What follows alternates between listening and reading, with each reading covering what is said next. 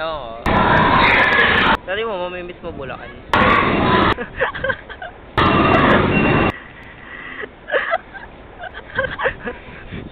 Nakalugong si Mimo mo, wilat. Oo.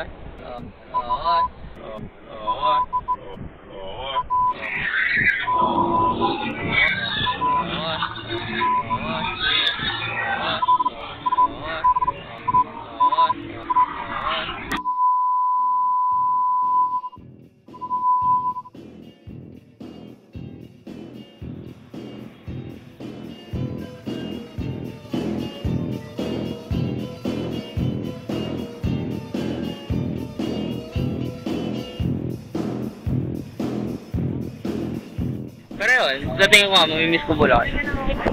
Tanda ko yung pinost ni Gian, yung basta something na parang naapektuhan yung Kiss your passion.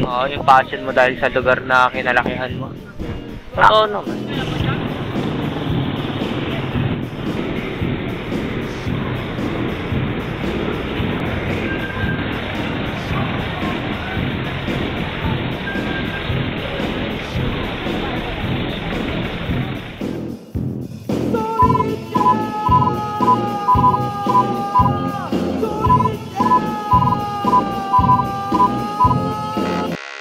Parang ano lang, siguro normal lang maramdaman mo na kasi na-stuck ka sa ulit-ulit na loop sa Bulacan. Gising ka, tas computer, cellphone, suwe. Kasi mahirap lumabas.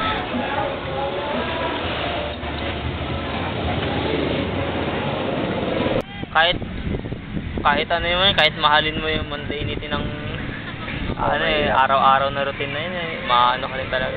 Pero nagurado na pag mamimiss pa rin natin yung Bulacan. Kahit ayaw natin. Di naman na kasi sa pinakamismong lugar na yun, pero sa pala kung na-miss mo yung upbringing mo. Okay, mga taong nakilala mo, mga ganun. Kahit nga, Anggora kasi halos lagpas talaga kalahati ng mga taong nakakausap mo yun, nakakasalamuha mo, hindi mo na makakausap mo mga klase mo. Wala na yun. Maiiwan na mga temporary lang talaga. Pero okay lang yun. Basta i-cherish mo nabuo yung memories. Sheesh. Ilang buwan na lang ba? 4? Lapit na, no?